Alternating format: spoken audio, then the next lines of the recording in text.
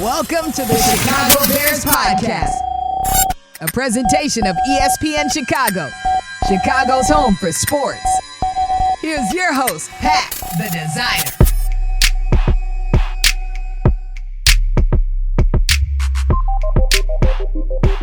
What gets you excited about how Tremaine Edmunds was talking about being a leader on this defense and what it takes for a defense to click? Yeah, I mean, it goes back to what we've been talking about all offseason in terms of, more so the off the field things, right? The chemistry, the bonding with your teammates, doing things outside of the facility so that way you understand the man who you're going to be lining up with during the season. Those are things that help breed success. And, I saw that with our defense. And, you can ask Briggs, him and Peanut were inseparable. You know what I'm saying? Him, Peanut, Urlacher, all the D linemen were always together. You know what I'm saying? They were eating together. They were moving together. They would gang up on the running back and try to crack jokes against us. You know what I'm saying? All of that stuff, Did they win? Did they win? Did they have better jokes? No, I think the running back room, man, I think we might have been the biggest jokesters, man. We won those battles. So Briggs will probably argue that, but he knows the real deal. We'll get T. Jones on here, and I'll get some of my guys to validate that point. Hey, I need some validation out here, man. And I like that, Tremaine's he came from Buffalo from a defense that had to grow as well. Yeah. You know what I'm saying? And if you listen to what he was saying in that press conference, he was saying that they had guys that were in that system for a long time. And he said it started out where they wanted to be, no. But as they grew and got comfortable in that system, as began to bond and gel and to know each other off the field, the production picked up on the field. And I think that's what, I'm glad he's been a part of a defense that had to grow and build, because now he can come here and he's a part of a defense that has success, right? Yeah. In order to be successful, you gotta know what success looks like, right? And I think he's seen that in Buffalo, and now he can bring those qualities here to a young defense in Chicago. And he said it's starting with guys, understanding and knowing each other off the field. And I think, that's going to create good competition on the field because, hey, we know this defense is about getting takeaways. He had one the other day. And when you see one of your guys get a takeaway, that competition starts brewing. I want to be the next person to get one. And I got to force one, I got to get a pick. And I got to make a tackle for loss. So that's good to see that, this defense, these guys are starting to gel early. And that's another reason why your presence is necessary at OTAs. Your presence is necessary in the offseason. Your presence is necessary in minicamp because you've got to bond with the guys you're going to line up against during the season. How much, right? We always hear about that he's going to bring that culture here. And I feel like I rarely see it happen, usually because the culture is something that is a part of the group that's there, the coaching staff that's there, the bonds that are built, like you said. How much can you actually bring one culture from another? You've seen a lot of pieces come in and out where and I feel like there's certain guys that are the culture and there's certain guys that were a part of the culture. Mm-hmm. Jimmy Butler to me is a guy that is the culture. Everywhere he goes, he instills his way. How often do you see that in the NFL, though? Yeah, so like you said, some guys are the culture and some guys are a part of the culture. So how I would break that down is, right, if you're a guy that is the culture, right, you're the alpha, right? You're setting the standard every day. Hey, defense, our goal, we're going to get 3 turnovers in practice today. Defense, we're going to stop them 3 and out today. You know what I mean? Now, if you're just a part of, I think if you're a guy who's more so a part of that culture, well, you're more so a guy that's going to lead by example. You're going to be a guy that's displaying the hits principle every day in practice. Yep. You're a guy that's going to, if you're the first guy in the meeting room, the last guy out. You know what I'm saying? You're displaying leadership.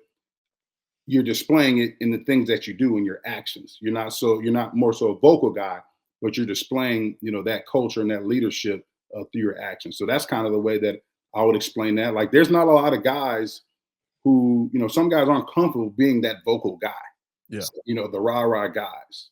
And some guys are more comfortable just leading by example, just going in there, doing what they're supposed to do, being a pro's pro. And some guys, when they see that, they want to emulate that. And I think that's the difference between being a guy who is the culture and being a guy who's just a part of the culture. Yeah. It's How do you whose job is it, I guess, is the question I should ask to set that now? Because realistically, right, no matter how much this team hopefully has improved this season, the culture of this team right now is a 3-13 team. That's Mhm. and it felt like they had a good vibe around it. It's weird. Somebody I think Courtney said this yesterday. She was like, I've been around bad teams, and it was weird. Like it was a 3-13 team, but you would have thought that they won more games than they did because of the vibe around the team. Whose job is it coming into this season to set that culture? Are you putting that on the players? Are you putting that more on the coaching staff to say, hey, listen, yes, these are our expectations, but also, right, like this is how we want you guys to execute our expectations? Yeah, and I think that's a great question, and I think it's a so I'll start with this, like the head coach, right? You establish what the culture is, you establish what the expectation is, you have what you call your non-negotiables, right? We're not going to walk in practice, we're going to hustle from drill to drill, we're going to practice fast, we're going to get, come out here, practice fast, we're off the field, we're going to recover. You set those non-negotiables as a team, right? But then the great teams are player led, right?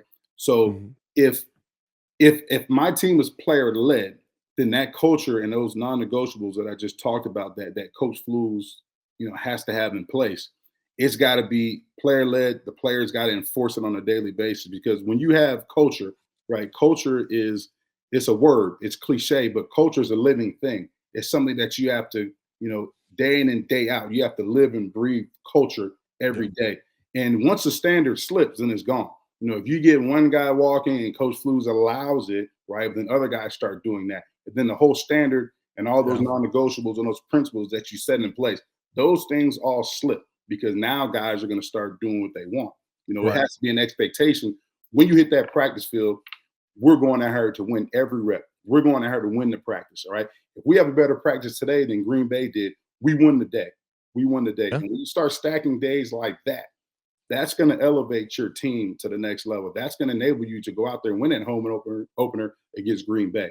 Those details, those fine details that you have to harp on a day in and day out, those are the makings of a great team. You know what I'm Yeah. saying? Great teams don't cut corners, right? Great teams, they don't shy away from controversy. Great teams don't shy away from adversity. Great teams attack controversy. Great teams attack adversity together.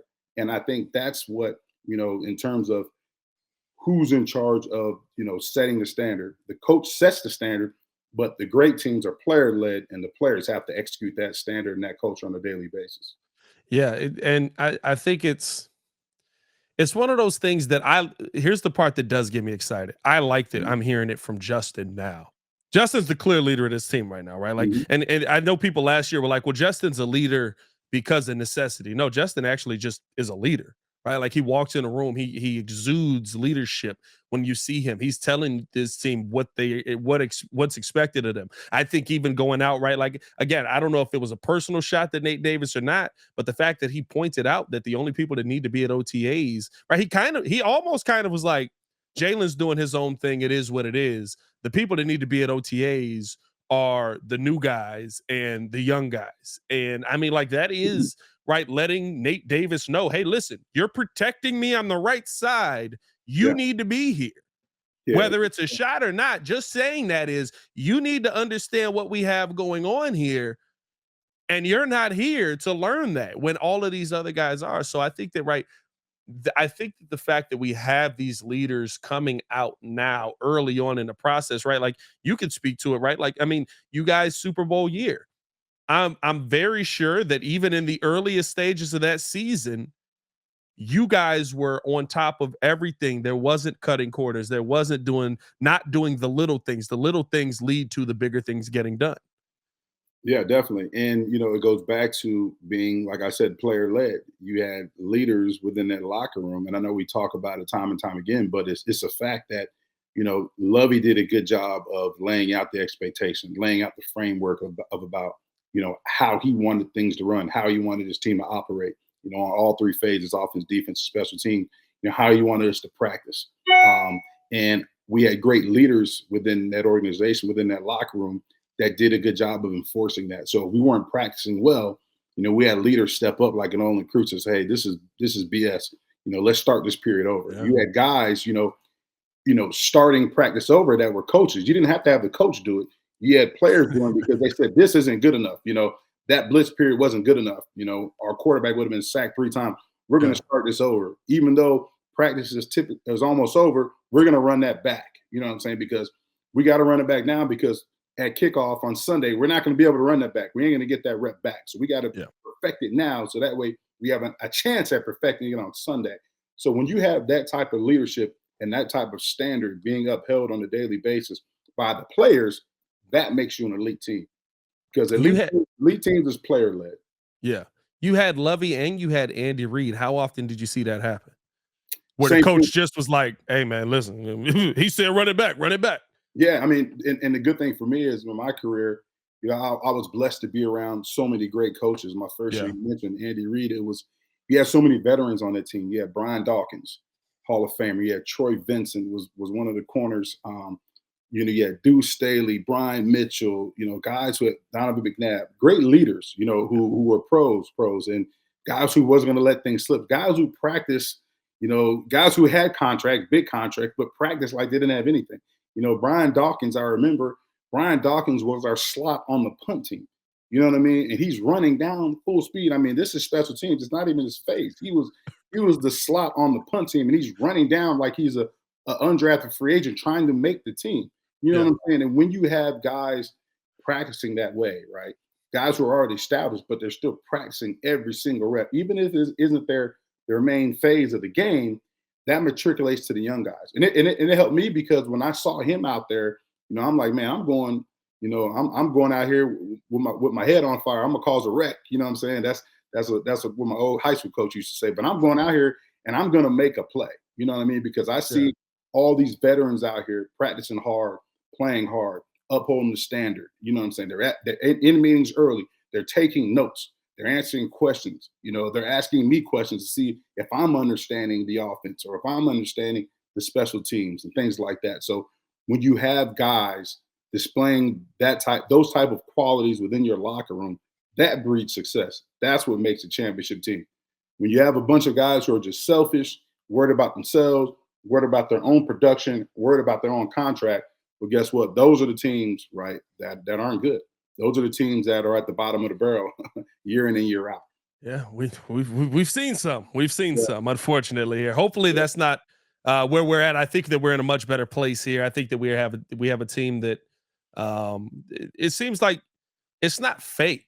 I think that's the biggest thing for me. It's not like they, again, I said this, right? Like, I've heard this so many times, especially with like Matt Nagy when he was here, or name whatever coach you want after Lovie Smith, basically, where the culture is great. We love these guys. We're having a great day in practice. We're doing everything that we need to do, blah, blah. And then you go out there and you get 50 put on your head. Yeah. Right. Like, and realistically, it tells me that everything that you told me was a lie. Yeah. And that the culture is not great because you got 50 put on your head. Not to say that good teams don't get 50 put on their head, but it shouldn't happen twice in between a bye week. Can you tell that stuck out in my head? But to your point too, right there, Pat, you look at it too. You can the film ain't gonna lie, right? So it's one thing to you can even in a blowout on a loss, you can tell if a team has a great standard in place, right? A great culture in place, right? And I'll go with the defensive side of the ball, right? You may be getting beat, you may be getting blown out 50-0, right? It may be the fourth quarter, 2 minutes left, right? Or all 11 guys still running to the ball. Regardless of the score, right? All 11 guys around the ball, running to the ball, still playing fast, still playing physical, regardless of the score. Because there's going to be games, right? You can be a team that has great culture, great everything. You're going to have games where you just get beat sometimes. But at the same time, are you still exemplifying those principles on the field on every single play, playing fast, playing physical? You know what I'm saying? Those are the things that you see. Is the offensive lineman running down, picking up the running back? You know what I'm saying? Those are the things that you see that kind of shows you, all right, these guys understand what the standard is, regardless of the score. They understand the culture. They understand what our team is about, right? His principle that Eberflus has up there that he talks about all the time is that being displayed every single play. That's how you determine whether a team has great culture. You know what I'm saying? Regardless of the score. Hey, let's hope that we got that here, man.